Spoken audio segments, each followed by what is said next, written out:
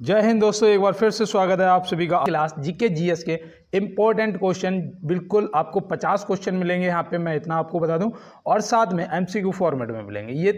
और चलते हैं दोस्त अपने आज की क्लास में और देखते हैं आज हमारे लिए मोस्ट इंपॉर्टेंट क्वेश्चन होने वाले हैं, जो हमारे करंट अफेयर और हिस्ट्री मतलब ए से लेके जेड तक जहाँ से भी जो भी प्रश्न पूछा जा सकता है आपको क्लास के अंदर मिलेगा। संविधान संशोधन जहाँ से भी जो भी प्रश्न बन सकता है। तो चलते हैं यहाँ पे, देखिए यहाँ पे दिया है कि भारत की सबसे बड़ी रक्षा उपकरण प्रदर्शनी का आयोजन कहाँ किया गया है।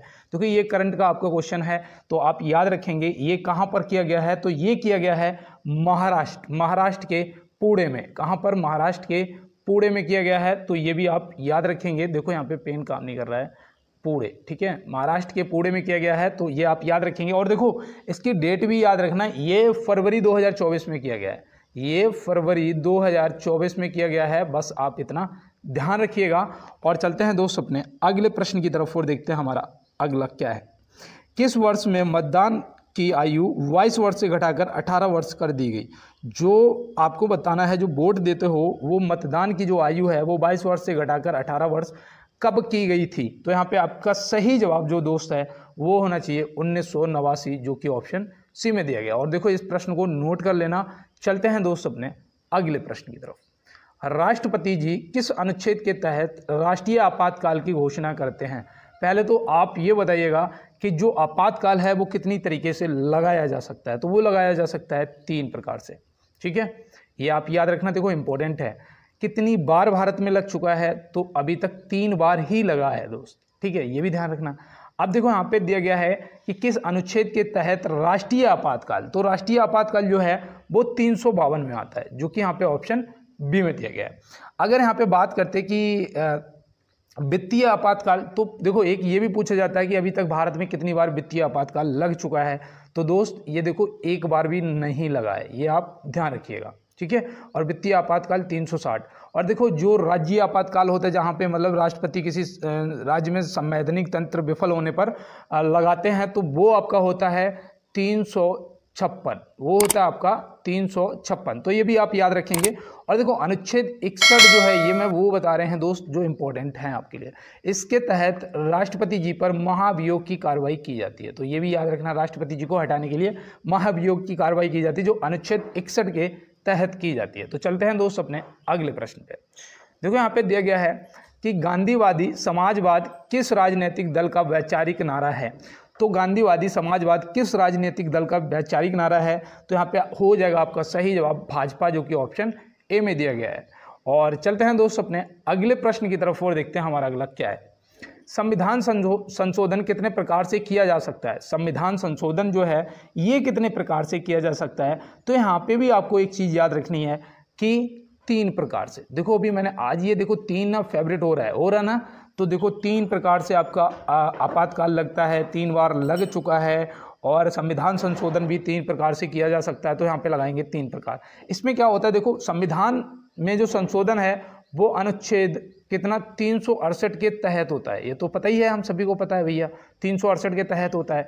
इसमें 2 जो संशोधन है वो 368 के तहत होते हैं, और एक जो संशोधन है वो किसके अकॉर्डिंग होता है? तो वो आपको याद रखना कि ये संसद के जो सदस्य होते हैं उनकी मतदान के अकॉर्डिंग होता है, ठीक है। जिस तरफ जितना ज़्यादा मतदान हो जाएगा वही निर्णय ले लिया जाएगा। तो याद रखना 3 तरीके से किया जाता है। तो चलते हैं दोस्त अपने अगले प्रश्न की तरफ। देखो यहाँ पे दिया गया है कि भारत के किस संविधान संशोधन द्वारा गोवा को राज्य का दर्जा दिया गया? देखो ये इंपॉर्टेंट है, अब ये आप याद रखना, एसआई की तैयारी कर रहे हो तो भी आपके लिए प्रश्न इंपॉर्टेंट है मेरे भाई। और देखो यहाँ पे मैं आपको बता दूं कि गोवा पुर्तगालियों से 1961 में भारत सरकार ने आज़ाद कराया था, ठीक है, ये भी आप याद रखना, पुर्तगालियों से 1961 में। और ये गोवा जो है इसे राज्य का दर्जा कब दिया गया, कौन से संविधान संशोधन द्वारा दिया गया? तो यहाँ पे आपका सही जवाब होना चाहिए 56वां, मतलब ऑप्शन सी आपका सही जवाब हो जाएगा। यहाँ पे देखो अगर 53 आपको दिख रहा होगा, यहाँ पे 53 जो है इसके अकॉर्डिंग मिजोरम को दिया गया था, मिजोरम, ठीक है। तो यहाँ पे ये भी आप याद रखना मिजोरम। तो मिजोरम जो है 53 और 56 पर गोवा को राज्य दर्जा प्राप्त हुआ था, ठीक है, 56वां संविधान संशोधन द्वारा। तो चलते हैं दोस्त अपने अगले प्रश्न की तरफ। देखो भारतीय वायु सेवा नहीं, यहाँ पे सेना होगा, ठीक है। भारतीय वायु सेना ने, ये देखो आपका करंट का अफेयर है, ठीक है, यहाँ पे सेना होगा, ये इंपॉर्टेंट है, आपका करंट का क्वेश्चन है कि भारतीय वायुसेना ने वायु शक्ति 24 अभ्यास का आयोजन कहाँ किया। तो यहाँ पे आपको बताना है कि जो वायु शक्ति 24 का अभ्यास का आयोजन है वो कहाँ किया है। तो ये किया दोस्त, इनमें से आपका सही जवाब राजस्थान हो जाएगा।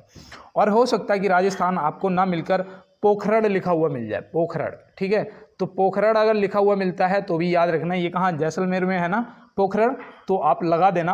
आपका राज्य अगर पूछेगा तो राजस्थान हो जाएगा। और मैं आपको बता दूं ये 17 फरवरी को हुआ था। कब हुआ था? 17 फरवरी को हुआ था। तो ये भी आप याद रखना, देखो इसे नोट कर लो, 17 फरवरी को पोखरण में हुआ था और वायु शक्ति 24 इसका नाम था। तो ये वायुसेना द्वारा किया गया था, ये भी आप याद रखेंगे। तो चलते हैं अपने अगले प्रश्न पे। लाला लाजपत राय किस बैंक के संस्थापक थे? तो इसका आप जवाब करिएगा और मैं तब तक बता दूं कि कहते हैं कि मिल ही जाएगी मंजिल यूं ही भटकते भटकते, गुमराह तो वो हैं जो घर से निकले ही नहीं। तो दोस्त हम बेशक भटक रहे हैं लेकिन मंजिल हमें एक दिन अवश्य मिलेगी। तो इसलिए कंटिन्यू बने रहिएगा और यहाँ पे प्रश्न का जवाब करिएगा कि लाला लाजपत राय ने किस बैंक के संस्थापक थे। तो इन्होंने किस बैंक की स्थापना की थी? तो आपके यहाँ पे क्या बताएंगे? पंजाब नेशनल बैंक, जो कि आपका ऑप्शन सी में दिया गया है। तो ऑप्शन सी यहाँ से क्या हो जाएगा? आपका सही जवाब हो जाएगा। तो चलते हैं दोस्त अपने अगले प्रश्न की तरफ। पंजाब में कौन सा स्थान हौजरी उद्योग के लिए प्रसिद्ध है? पंजाब में कौन सा स्थान है जो हौजरी उद्योग के लिए प्रसिद्ध है? तो हम तुरंत बताएंगे भैया, लुधियाना हो जाएगा। और देखो स्वर्ण मंदिर कहाँ है? आपका अमृतसर में है। तो ये भी आप याद रखना, आपका स्वर्ण मंदिर जो है वो कहाँ पर है? तो वो आपका अमृतसर में है। तो ये भी हम याद रखेंगे भैया। और चलते हैं अपने अगले प्रश्न पे। भारत का सबसे बड़ा उद्योग कौन सा है? तो ये देखो ये इंपॉर्टेंट है ना। आज आपको हर तरफ से हर तरीके के अलग अलग क्वेश्चन देखने को मिलेंगे। थोड़ा हो सकता है क्लास का लेवल हार्ड लगे, लेकिन क्लास को छोड़ के मत जाना, ये प्रश्न आपके लिए इंपॉर्टेंट है भाई। भारत का सबसे बड़ा उद्योग पूछा गया है कि कौन सा है, तो हम यहाँ पे तुरंत बताएंगे कपड़ा उद्योग, जो कि ऑप्शन सी में दिया गया। सूती वस्त्र उद्योग लिखा हुआ मिल सकता है या कपड़ा उद्योग, तो आप लगा देना है। देखो यहाँ पे दिया गया भारत में जूट का अधिकतम क्षेत्र कहाँ पाया जाता है? तो देखो जूट का अधिकतम क्षेत्र यहाँ पे पूछा गया है।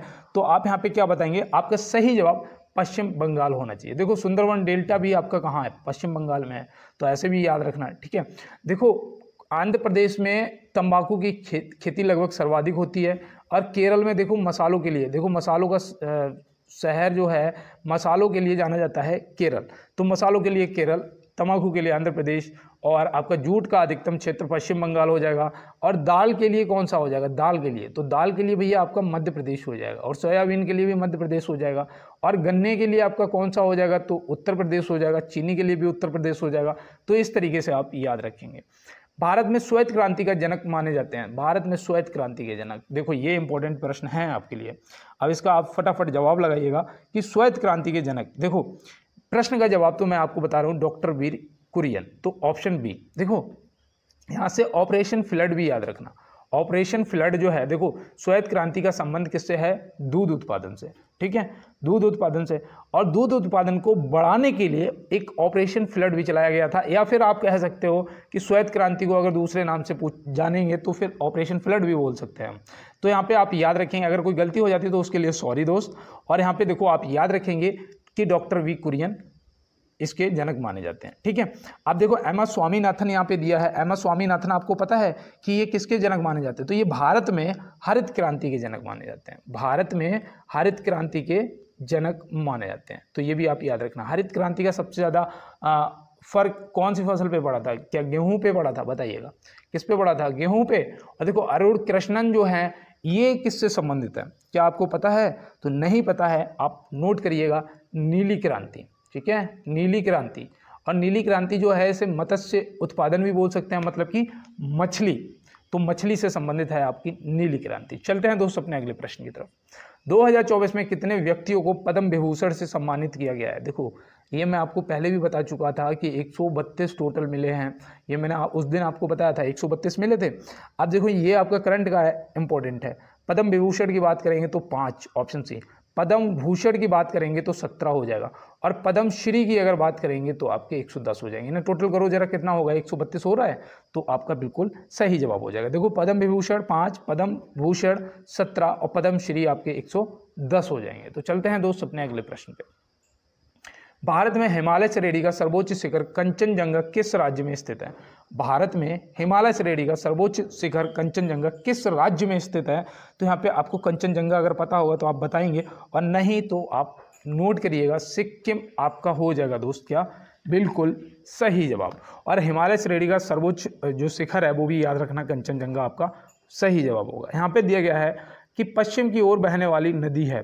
तो अब यहाँ पे देखो फंसना नहीं है दोस्त, क्योंकि यहाँ पे आपको बहुत ईमानदारी के साथ में जवाब करना है। तो यहाँ पे आपका जो सही जवाब हो जाएगा, देखो नर्मदा तो पश्चिम की ओर बहती है, तो ताप्ती भी बहती है और ये साबरमती भी, तो हम बोल सकते हैं कि ए, बी और सी, ठीक है। यहाँ पे मतलब कि तीनों जो हैं ये नदियाँ पश्चिम की ओर बहती हैं। तो हाँ, यहाँ पे हमारा ऑप्शन देखो होना चाहिए था ये सभी, लेकिन इनमें से कोई नहीं लगा है, तो वो गलत हो जाएगा। बात बाकी ये 3 ऑप्शन आपके सही जवाब हो जाएंगे। तो चलते हैं दोस्त अपने अगले प्रश्न की तरफ। शांत घाटी कहाँ स्थित है? टोटल 50 क्वेश्चन है, क्या आपका स्कोर हो रहा बताना। देखो मुझे कल का जो मैंने एक टेस्ट पेपर आपको कराया था, उसमें मुझे एक दोस्त ने ऑनली मैसेज किया था कि भैया मेरे 35+ हुए हैं। तो दोस्त बहुत अच्छी बात है, आप तैयारी करते रहिएगा, आपको सिलेक्शन मिलेगा। यहाँ पे देखो शांति घाटी पूछा गया है कि कहाँ स्थित है, तो शांति घाटी जो आपकी है वो तो हो जाएगी केरल में। और देखो आपकी फूलों की घाटी उत्तराखंड में है। भाई फूलों की घाटी कहाँ है बताओ? फूलों की घाटी जो है वो आपकी उत्तराखंड में है। देखो भोपाल में आपका भारत भवन है, ठीक है, ये भी याद रखना, भारत में आपका भारत भवन स्थित है। तो ये तो आप याद रखोगे। और चलते हैं दोस्त अपने अगले प्रश्न की तरफ। पृथ्वी के स्थल पृष्ठ का कितना भाग रेगिस्तान है?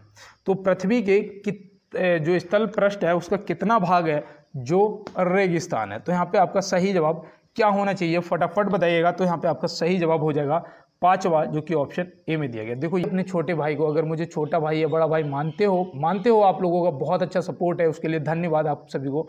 बस एक लाइक वाला बटन दबा दो और साथ में चैनल को सब्सक्राइब जरूर कर लेना, क्योंकि मैं आपको रोज 50 इंपॉर्टेंट क्वेश्चन कराता हूं, जिसमें करंट अफेयर से लेके सारे क्वेश्चन होते हैं। और ज़्यादा से ज़्यादा यार देखो क्लास को शेयर करना, मुझे पता चलता है कि कौन शेयर कर रहा है कौन नहीं कर रहा है। मैं देखो स्टूडियो से सब देख लेता हूं, लेकिन आप लोग जब सपोर्ट करते हो तो मुझे बहुत मोटिवेट होता हूं और बहुत अच्छा लगता है। देखो यहाँ पे दिया गया है किशोर सागर पर्यटन स्थल कहाँ स्थित है? तो किशोर सागर पर्यटन स्थल, देखो ये शायद मुझे लग रहा है कि कई दोस्तों ने तो पहली बार सुना होगा किशोर सागर पर्यटन स्थल। तो दोस्त ये कोटा में, कोटा मतलब राजस्थान, तो यहाँ पे ऑप्शन सी कोटा जवाब आपका सही जवाब हो जाएगा, ठीक है। आप देखो अगर आपसे मैं पूछता हूँ कि कोचीन का किला, तो कोचीन का किला आपका केरल में है, तो वो भी आप याद रखेंगे। तो चलते हैं दोस्त अपने अगले प्रश्न की तरफ। विश्व टेलीविजन दिवस किस तिथि को मनाया जाता है? देखो ये तिथि इंपॉर्टेंट भाई। अब विश्व टेलीविजन दिवस किस तिथि को मनाया जाता है? तो आप यहाँ पे क्या बताएंगे? तो यहाँ पे आपका सही जवाब 21 नवंबर होना चाहिए। क्या 21 नवंबर होना चाहिए। अगर आपसे पूछा जाता है कि विश्व पर्यावरण संरक्षण दिवस किस दिन मनाया जाता है, तो आप 26 नवंबर बताते। विश्व पर्यावरण संरक्षण दिवस आपका 26 नवंबर को मनाया जाता है। तो ये देखो याद रखना यार, मैंने बोला ना मेरा इसका फ़ोन का डिस्प्ले टूटा हुआ है और टच भी टूटा हुआ है, तो इसलिए ये टाइप करता हूँ तो ये बहुत ज़्यादा इधर उधर डिस्टर्ब करता है। देखो 15 जनवरी को आपका थल सेना दिवस मनाया जाता है। 15 जनवरी को आपका थल सेना दिवस मनाया जाता है, ये भी आप याद रखेंगे। तो चलते हैं दोस्त अपने अगले प्रश्न पे। मालदीव की संसद का नाम क्या है? मालदीव की संसद का नाम क्या है? तो मालदीव देखो अभी थोड़ा सुर्खियों में भी रहा है, तो हो सकता है आपसे पूछ लिया जाए। तो मालदीव की संसद का नाम याद रखना मजलिस है। क्या है? मजलिस है। और देखो एक और देश है जिसकी संसद का नाम मजलिस है, उसका नाम क्या है? ईरान। उस देश का नाम क्या है? ईरान। क्या मैं आपको सही बता रहा हूँ? आप मुझे कमेंट बॉक्स में बताना। और देखो युआन जो है ये कौन सी देश की संसद का नाम है बताइएगा? युआन। तो युआन जो है ये ताइवान का नाम है, ताइवान। तो ताइवान जो है इसकी संसद का नाम युआन है। देखो संसद जो है ये तो भारत का है, ये भी आपको पता होगा। देखो एक पूछा जाता है डाइट कौन से देश की संसद का नाम है? तो याद रखना जापान देश की संसद का नाम डाइट है। देखो कांग्रेस जो है ये आपका अमेरिका हो जाएगा, तो ये भी आप याद रखेंगे। तो चलते हैं दोस्त अपने अगले प्रश्न की तरफ।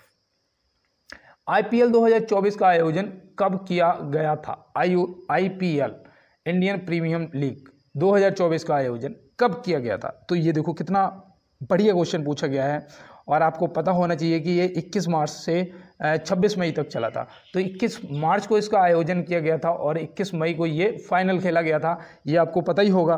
ठीक है, यहाँ पे तो कोई दिक्कत नहीं आ रही ना। दिक्कत ये आ सकती है कि आपसे संस्करण पूछा जा सकता है कौन सा था। तो यार याद रखना कि 17वां संस्करण था। कौन सा था? 17वां संस्करण था। आपसे पूछा जा सकता है कि प्रयोजनकर्ता कौन था, तो वो था टाटा। कौन था भाई? टाटा IPL। तो याद रखना टाटा था। आपसे पूछा जा सकता है कि कितनी टीमों ने भाग लिया, तो आप बता सकते हैं कि 10 टीमों ने भाग लिया। तो इस तरीके से आप प्रश्न के जवाब करेंगे और साथ में मुझे बताएंगे कि IPL 2024 का फाइनल किसने जीता था। भाई किसने जीता था, आप मुझे कमेंट बॉक्स में बताएंगे। और चलते हैं दोस्त अपने अगले प्रश्न की तरफ। ऑस्ट्रेलिया देश का राष्ट्रीय पशु है। ऑस्ट्रेलिया देश की राजधानी क्या है, बताइए। तो ऑस्ट्रेलिया देश की राजधानी तो मैं आपको बता दूंगा, लेकिन यहाँ पे जो आपसे राष्ट्रीय पशु पूछा गया है तो याद रखना लाल कंगारू, जो कि ऑप्शन ए में दिया गया है। और देखो इसकी जो राजधानी है वो है कैनबरा। क्या है? कैनबरा है। तो ये भी आप याद रखेंगे। और ऑस्ट्रिया की पूछी जाती है तो याद रखना वियना है। क्या है? वियना है। तो ऑस्ट्रिया और ऑस्ट्रेलिया की कैनबरा है। और सिडनी मत लगा देना, ऑप्शन में मिल जाता है भाई, इसलिए मैं कह रहा हूँ कि भ्रमित नहीं होना है। कीवी जो है ये न्यूजीलैंड का राष्ट्रीय पशु है। कीवी जो है ये न्यूजीलैंड का राष्ट्रीय पशु है। और बाघ तो आप सभी को पता है, अपना प्यारा भारत। तो याद रखना। और चलते हैं दोस्त अपने अगले प्रश्न की तरफ। देखो यहाँ पे दिया गया है, झुकी हुई मीनार किस देश में स्थित है? झुकी हुई मीनार, क्या आपको पता था? ये प्रश्न आपको नया लग रहा होगा, लेकिन आप इसका जवाब फटाफट सही करेंगे। और अगर गलत हो भी जाता है तो कोई बात नहीं है दोस्त, टेस्ट पेपर में आप गलत नहीं करना है। यहाँ पे हो जाता है तो कोई बात नहीं, लगा सकते हो पीसा, जो कि ऑप्शन सी में दिया गया है। और देखो मैं आपको यहाँ पे बता दूँ कि पीसा आपको पता है कहाँ है? तो ये आपका इटली में है। कहाँ है दोस्त? ये आपका इटली में है। तो ये भी आप याद रखेंगे। ठीक है। और देखो यहाँ पे जो आपकी ग्रेट वॉल है वो कहाँ पर है? तो वो भी पूछा जाता है। ग्रेट वॉल ऑफ चाइना, तो मतलब चीन हो जाएगा। ग्रेट वॉल जो है वो आपका चीन हो जाएगा। तो चलते हैं दोस्त अपने अगले प्रश्न की तरफ और देखते हैं हमारा अगला क्या है। परमाणु पदार्थ निर्देशालय कहाँ स्थित है? परमाणु पदार्थ, आपको मैं क्या बताया था? राष्ट्रीय वनस्पतिक संस्थान बताया था, जो कि लखनऊ में था। ठीक है, राष्ट्रीय वनस्पतिक संस्थान बताया लखनऊ में। राष्ट्रीय वो जो वन्य संरक्षण संस्थान है वो आपका हैदराबाद में है। ठीक है, राष्ट्रीय वन अनुसंधान संस्थान जो है वो कहाँ है? हैदराबाद में। तो परमाणु पदार्थ निर्देशालय जो है वो आपका देहरादून में है। कहाँ पर है दोस्त? सॉरी, यहाँ पे यही गलती होगी। देखो जो आपका परमाणु पदार्थ निर्देशालय है वो आपका हैदराबाद में है, लेकिन जो आपका विश्व वन संरक्षण वो क्या कहते हैं, राष्ट्रीय वन अनुसंधान संस्थान जो है वो आपका देहरादून में है। तो ये आप याद रखेंगे, राष्ट्रीय वन अनुसंधान संस्थान आपका देहरादून में है और परमाणु पदार्थ निर्देशालय जो है वो हैदराबाद में है। और यहाँ पे देखो मुझसे थोड़ी सी गलती हुई है, तो मैं आपको हैदराबाद से एक ऑप्शन और बताऊंगा। तो हैदराबाद से आप याद रखना कि नाभिकीय परिसर जो है वो भी आपका कहाँ? हैदराबाद में है। तो और हैदराबाद जो है ये मूसी नदी के किनारे स्थित है। देखो ये मुझसे गलती हुई, तो ये मेरे लिए सजा है कि मैं एक्स्ट्रा कुछ ना कुछ यहाँ से बताऊंगा। तो चलते हैं दोस्त अपने अगले प्रश्न की तरफ, और इस गलती के लिए मैं माफ़ी चाहता हूँ। तो यहाँ पे दिया गया है, एंटीजन का आविष्कार किसने किया था? एंटीजन का आविष्कार किसने किया था? तो एंटीजन, देखो ये एंटीजन का जो आविष्कार है ये लैंड स्टीनर ने किया था। तो ऑप्शन ए लगा देंगे। एंटीजन का आविष्कार जो है लैंड स्टीनर ने किया था। और देखो आज की क्लास थोड़ा पे बेंटिंग जो है इसने क्या किया? तो इसने दोस्त इंसुलिन की खोज की थी। ठीक है, इंसुलिन की खोज की थी। और एडवर्ड जेनर ने क्या किया था? तो एडवर्ड जेनर ने चेचक का टीका खोजा था। क्या किया था? चेचक का टीका खोजा था। तो ये भी आप याद रखेंगे। बेंटिंग, इंसुलिन और एंटीजन का आविष्कार लैंड स्टीनर, और यहाँ पे एडवर्ड जेनर ने चेचक का टीका। देखो मैंने इसलिए कहा कि पेपर कठिन आएगा, हो सकता है क्योंकि फॉर्म ना बहुत ज़्यादा पड़े हैं और वैकेंसी 4000 4500 के लगभग है। तो हो सकता है कि पेपर अगर कठिन करेगा तो भी आपको दिक्कत नहीं होगी, आप सही जवाब करके आएंगे। देखो यहाँ पे दिया गया है, टिटनेस में कौन सा अंग प्रभावित होता है? टिटनेस में पूछा गया है, तो इसमें तंत्रिका तंत्र होता है। यहाँ पे तंत्रिका तंत्र होता है। और देखो यहाँ पे आप एक चीज़ और याद रखना, जो इसके लक्षण होते हैं वो क्या होता है, तेज बुखार, शरीर में ऐंठन और जबड़े का बंद होना, और जबड़े का बंद होना। तो ये आप याद रखेंगे। और पेस मेकर का संबंध किससे है, हृदय से है, तो ये भी आप याद रखेंगे। विटामिन B2 का रासायनिक नाम क्या है, विटामिन, देखो ये आपका इंपॉर्टेंट टॉपिक है मेरे भाई, और यहाँ से प्रश्न पूछे जाएंगे, तो आप इसका सही जवाब क्या लगाएंगे। तो यहाँ पे फटाफट बताइएगा कि विटामिन B2 का रासायनिक नाम आपने कर दिया होगा। अब मैं आपको बताने वाला हूँ राइबोफ्लोविन, जो कि ऑप्शन सी में दिया गया है। अब देखो यहाँ पे थायमीन, आप बताइएगा कि जो थायमीन है ये किसका नाम, किस विटामिन का नाम है, तो ये थायमीन आपका V1 हो जाएगा, और B2 का राइबोफ्लोविन। इतना आपको याद हो गया, देखो नोट कर लो दोस्त। और देखो टोकोफेरॉल जो है ये विटामिन ई का नाम है, और इसको ब्यूटी विटामिन भी बोला जाता है। इसकी कमी से वांझपन हो जाता है, ये भी आप याद रखना, ठीक है। और देखो मैं बताऊं, ए का बताओ, चलो ए का बताओ, तो ए का आप बताएंगे रेटिनॉल भैया, क्या बताएंगे, सॉरी रेटिनॉल, रेटिनॉल हो जाएगा आपके विटामिन ए का नाम। तो चलते हैं दोस्त अपने अगले प्रश्न पे और देखते हैं हमारा अगला क्या है। लसिका में पाई जाने वाली कणिकाएं क्या कहलाती हैं, लसिका में पाई जाने वाली कणिकाएं क्या कहलाती है। आज की क्लास में आपको प्रीवियस जो पेपर हुआ था 19 में, उससे भी क्वेश्चन है, और आरआरबी में पूछे जा चुके क्वेश्चन भी हैं, ठीक है। यहाँ पे आपको हर टॉपिक से क्वेश्चन मिलेंगे और अलग अलग क्वेश्चन मिलेंगे। देखो यहाँ पे लसिका में पाई जाने वाली कणिकाएं बतानी है, तो आप यहाँ पे क्या बताएंगे, तो आपका जो सही जवाब है वो होना चाहिए लिम्फोसाइट, जो कि ऑप्शन ए में दिया गया है। तो ऑप्शन ए यहाँ से आपका लिम्फोसाइट हो जाएगा। और देखो ये क्या करता है, ये हानिकारक जीवाणुओं को और रोकने का कार्य करता है। क्या करता है, हानिकारक जो जीवाणु होते हैं उन्हें रोकने का कार्य करता है, तो ये भी आप याद रखेंगे। और चलते हैं दोस्त अपने अगले प्रश्न की तरफ। यहाँ पे देखो दिया गया है डीटीपी का पूर्ण रूप होगा, डीटीपी का पूर्ण रूप क्या होगा। तो डीटीपी का पूर्ण रूप आपको बताना है, तो आप तुरंत बताएंगे डेस्कटॉप पब्लिशिंग, जो कि ऑप्शन बी में दिया गया। देखो इंडियन प्रीमियम लीग, ये तो सभी को पता है, IPL, ठीक है। देखो इंटरनेशनल बिजनेस मशीन, मतलब कि IBM का मतलब होता है कि इंटरनेशनल बिजनेस मशीन। ATM का मतलब क्या होता है, ATM का मतलब देखो automatic teller machine, automatic teller machine. मैं आपको इसीलिए रोज बताता हूँ, लगभग 2 से या 3 की मुझे पता है कि पूछा जाएगा दोस्त। देखो यहाँ पे पूछा गया है किस देश ने पहली बार बैडमिंटन एशिया टीम चैंपियनशिप 2024 का खिताब जीता। देखो वेरी वेरी मोस्ट इंपॉर्टेंट मेरे भाई, ये प्रश्न आपसे पूछा जाएगा। अब ये क्यों पूछा जाएगा, क्योंकि ये पहली बार बैडमिंटन एशिया टीम चैंपियनशिप 2024 में खिताब जीता है।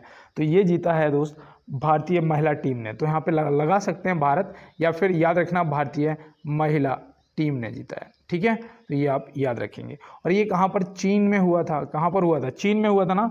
और इसमें उपविजेता आपका थाईलैंड था, इसमें उपविजेता जो है वो थाईलैंड था। तो ये भी आप याद रखेंगे। तो चलते हैं दोस्त अपने अगले प्रश्न की तरफ।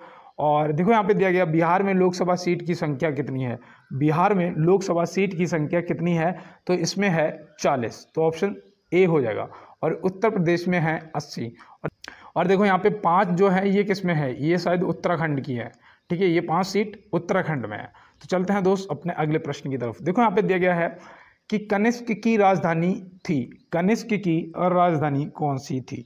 तो कनिष्क की जो राजधानी थी वो थी पोरसपुर। और देखो इनके जो वंश की बाद में जो राजधानी हो गई थी वो मथुरा हो गई थी। हालांकि आप अगर कनिष्क की पूछी जाएगी तो आप पोरसपुर लगा के आएंगे। और देखो मैं आपको बताऊं, चरक और नागार्जुन जो थे वो इनकी दरबार के शोभा थे, ठीक है। इनके दरबार की शोभा थे चरक और नागार्जुन। तो ये भी आप याद रखना, चरक और नागार्जुन। और देखो कनिष्क का रेशम मार्ग पर कब्जा था, तो ये भी आप याद रखना, हो सकता है कि आपसे पूछ लिया जाए। और देखो यहाँ से और क्या पूछा जा सकता है, तो ये पोरसपुर हो जाएगा, और यहाँ पे चरक और नागार्जुन हो जाएंगे। रेशम मार्ग पे कब्जा था, और ये कुषाण वंश से थे, किससे, कुषाण वंश से थे। तो ये भी देखो याद रखना। तो चलते हैं दोस्त अब अगले प्रश्न की तरफ। अशोक महान ने किस धर्म को अंगीकार कर लिया था। तो अशोक महान ने किस धर्म को अंगीकार कर लिया था, ये पता कब किया था, जब इनका कलिंग देश के राजाओं से युद्ध हुआ था। कलिंग देश के राजाओं से युद्ध हुआ था, और वहाँ पे जो हत्या हुई थी उसे देख के इनका मन मतलब मचल गया, कि इन्हें लगा कि इतना मैंने ये सब खून बहा दिया और ये सब नहीं करना चाहिए, गलत करते। तो इनका मन जो था वो बदल गया, और इन्होंने कभी भी युद्ध ना करने की घोषणा की और साथ में इन्होंने क्या किया, एक धर्म को अंगीकार अपना लिया। और वो धर्म कौन सा था, तो वो था बौद्ध धर्म। बौद्ध धर्म मतलब ऑप्शन सी हो जाएगा। तो चलते हैं दोस्त अपने अगले प्रश्न की तरफ। सांची किस कला व मूर्ति कला का निरूपण करता है? सांची जो है वो किस कला व मूर्ति कला का निरूपण करता है? तो यहाँ पे आप याद रखना कि बौद्ध धर्म, जो कि ऑप्शन ए हो जाएगा, बौद्ध धर्म से निरूपण करता है। तो चलते हैं दोस्त अपने अगले प्रश्न की तरफ। यहाँ पे दिया गया है सीरिया में ईरानी दूतावास पर किसने हमला किया? देखो करंट का क्वेश्चन है। अब यहाँ पे बताओ सीरिया में ईरानी दूतावास पर किसने हमला किया? भाई हमारा जब किसी के साथ में झगड़ा चलेगा तो वही हम पे हमला करेगा। अब ईरानी दूतावास पर किसने हमला किया? तो ईरान का भैया किसके साथ में लफड़ा चल रहा है? तो जिसके साथ में चल रहा है वो है इजराइल। तो यहाँ पे लगा देना इजराइल, ऑप्शन सी हो जाएगा आपका सही जवाब। और चलते हैं दोस्त अपने अगले प्रश्न की तरफ। किसने बड़े पैमाने पर स्वर्ण मुद्राएं चलाई थी? किसने बड़े पैमाने पर स्वर्ण मुद्रिकाएं चलाई थी? तो ये देखो इंपॉर्टेंट है भाई, ये प्रश्न आपके लिए इंपॉर्टेंट है और ये आपका आरआरबी में पूछा गया है। अब वो मुझे याद नहीं है कि किस पेपर में पूछा गया था, लेकिन आरआरबी के पेपर में पूछा गया था। तो किसने बड़े पैमाने पर सोने की मोहर चलाई थी? वो था कुषाण। कुषाण ऑप्शन सी, कुषाण शासक जो थे उन्होंने चलाया था। तो ऑप्शन सी यहाँ पे सही जवाब हो जाएगा। और देखो 17 दूनी 34 हो गए ना। अब 34 पे एक बार फिर कहूँगा कि दोस्त बस 1 मिनट के लिए मैं रुक रहा हूँ, आप बस क्लास को तुरंत, एक दोस्त कह रहा था कि भैया सबसे ज़्यादा लाइक आते हैं बाबा आपकी क्लास पे अब, तो आप लोगों का सपोर्ट है भाई, उसके लिए थैंक यू। और ये थैंक यू वाला बटन दबा दीजिएगा, ठीक है, लाइक कर दीजिएगा और साथ में चैनल को सब्सक्राइब भी कर लेना। और क्लास को ज़्यादा से ज़्यादा इस बार स्टेटस लगाओ, शेयर करो दोस्तों के साथ में। और देखना चाहता हूँ कि आपका सपोर्ट मुझे कहाँ तक पहुँचाता है और मैं आपके लिए क्या कुछ कर पाता हूँ या नहीं। और यहाँ पे देखो किस गुप्तकालीन शासक को कविराज कहा गया है? तो किस गुप्तकालीन शासक को कविराज कहा गया है? तो यहाँ पे आपको तुरंत बताना है कि भैया ये समुद्रगुप्त को कहा गया है। तो समुद्रगुप्त हो जाएगा आपका सही जवाब। और देखो समुद्रगुप्त को नेपोलियन भी कहा जाता था, भारत का नेपोलियन भी कहा जाता था। तो ये भी आप याद रखना, ठीक है, नेपोलियन भी कहा जाता था समुद्रगुप्त को और कविराज भी। तो ये आप याद रखेंगे। और चलते हैं दोस्त अपने अगले प्रश्न की तरफ। चंद्रमा से परावर्तित प्रकाश को पृथ्वी तक आने में कितना समय लगता है? देखो ये है हमारा इम्पोर्टेंट क्वेश्चन। करिए इसका जवाब और देखते हैं कौन देता है इसका सही जवाब। कमेंट बॉक्स में टाइप करिएगा और यहाँ पे आपका सही जवाब हो जाएगा 1 मिनट 28 सेकेंड। 1 मिनट 28 सेकेंड आपका ऑप्शन बी सही जवाब हो जाएगा। अगर सूर्य पूछा जाएगा तो 8 मिनट 19 सेकेंड। तो ये सूर्य जो है ये 8 मिनट 19 सेकेंड आपका हो जाएगा। तो चलते हैं दोस्त अपने अगले प्रश्न पे और देखते हैं हमारा अगला क्या है। दूरी मापने की सबसे बड़ी इकाई क्या है? तो वैसे तो कहते हैं कि प्रकाश वर्ष, लेकिन यहाँ पे अगर इस टाइप से दिया जाएगा ऑप्शन तो आप बताएंगे पारसेक। भाई देखो 1 पारसेक बराबर कितना होता है बताओ? 1 पारसेक बराबर कितना होता है? तो होता है 3.26 प्रकाश वर्ष। कितना होता है? 3.26 प्रकाश वर्ष। तो ये आप याद रखेंगे, ठीक है। 1 पारसेक बराबर 3.26 प्रकाश वर्ष होता है। तो सबसे बड़ी दूरी मापने की इकाई क्या होगी? पारसेक होगी। तो चलते हैं अपने अगले प्रश्न की तरफ। भारत में डीजल इंजन बनाने का पहला कारखाना कहाँ खोला गया था? आय हाय, ये देखो इंपॉर्टेंट है। इसकी डेट मैं बताऊँ आपको? पहले तो चलो इसका जवाब करो। तो इसका जवाब याद रखना महाराष्ट्र। महाराष्ट्र में ये कहाँ पर खोला गया था? सतारन में खोला गया था। सतारन, देखो सतारन याद रखना, सतारन, ये रा बना है, ठीक है, सतारन। और ये कब खोला गया था? अगर ये पूछा गया तो हम क्या बताएंगे? 1932 में। कब खोला गया था? 1932 में भैया खोला गया था। तो चलते हैं फिर अगले प्रश्न की तरफ। 69वें फिल्म फेयर पुरस्कार में बेस्ट एक्टर्स का अवार्ड किसे मिला है? तो देखो 69वें फिल्म फेयर पुरस्कार में बेस्ट एक्टर का अवार्ड किसे मिला है? तो देखो पुरुष की बात करेंगे तो रणबीर कपूर को मिला है, और अगर महिला की बात करेंगे तो आलिया भट्ट को मिला है। तो हम यहाँ पे बता सकते हैं ऑप्शन सी हमारा हो जाएगा सही जवाब। ऑप्शन सी क्या हो जाएगा? सही जवाब हो जाएगा। तो चलते हैं फिर अगले प्रश्न की तरफ। देखिए यहाँ पे दिया गया है कि पॉलिटिक्स ऑफ चरखा नामक पुस्तक के लेखक कौन है? पॉलिटिक्स ऑफ चरखा नामक पुस्तक के लेखक कौन है? पुस्तक और उनसे संबंधित लेखक, पत्र पत्रिकाएं आपसे जरूर पूछी जाएंगी दोस्त। तो आप देखो सबको लिख लिया करो। तो यहाँ पे आपका सही जवाब जेबी कृपलानी हो जाएगा, जो कि ऑप्शन ए। गीतांजलि के लेखक कौन है? मैंने उस दिन बताया था कि नोबेल पुरस्कार मिला था पहला शायद। और आप बताएंगे कि गीतांजलि के लेखक कौन है। और देखो महात्मा गांधी जी की याद रखना, my experiment with the truth, और Jawaharlal Nehru discovery of India. देखो इन दोनों में से एक ना एक तो जरूर पूछी जाएगी, ठीक है। और देखो ये भी आप याद रखेंगे। और चलते हैं दोस्त अपने अगले प्रश्न की तरफ। निम्नलिखित में से अप्रत्यक्ष कर है, रोज करते हम लोग बोलते रहते हैं ना प्रत्यक्ष कर और अप्रत्यक्ष कर, तो क्या हमें पता है कि अप्रत्यक्ष कर और प्रत्यक्ष कर कौन सा होता है? तो इनमें से अप्रत्यक्ष कर बताना है। तो इनमें से अप्रत्यक्ष कर को हम कैसे ढूंढेंगे? अगर हमें सब पता होंगे तो ढूंढ पाएंगे कि बिक्री कर, तट कर, उत्पाद कर और सीमा शुल्क। तो देखो यहाँ पे आपका बिक्री कर हो जाएगा सही जवाब, और बाद बाकी ये दोनों आपके प्रत्यक्ष कर हैं, ये भी याद रखना। देखो अप्रत्यक्ष कर कौन से? एक तो बिक्री कर आपका हो जाता है, ठीक है, ये आप याद रखेंगे। एक तो बिक्री कर हो जाएगा, एक आपका तट कर हो जाएगा, और तट कर के बाद मैंने आपको बताया था उत्पाद कर और सीमा शुल्क। तो उत्पाद कर और सीमा शुल्क, तो ये देखो आप याद रखेंगे। और प्रत्यक्ष कर में आपका आय कर, संपत्ति कर और आपका उपहार कर आ जाता है, तो ये आप याद रखेंगे, ठीक है, आपका उपहार कर आ जाता है। तो चलते हैं दोस्त अगले प्रश्न पे। अब छठी पंचवर्षीय योजना का कार्यकाल क्या था? छठी पंचवर्षीय योजना का कार्यकाल, देखो पंचवर्षीय पहली 1951 में लॉन्च हुई थी, जिसका मुख्य कार्य था कृषि से संबंधित था। किससे? कृषि से संबंधित था। अब यहाँ पे आपको बताना है कि छठी पंचवर्षीय योजना का कार्यकाल क्या था। तो यहाँ पे छठी जो था वो था 1980 से 1985, मतलब ऑप्शन सी लगा देंगे सही जवाब। और अगर यहाँ पे हमसे चौथी पूछा जाएगा तो 69 से 74 था, तो ये हो जाएगा हमारा चौथी पंचवर्षीय योजना का कार्यकाल। इनको देखो नोट कर लेना भाई, ठीक है।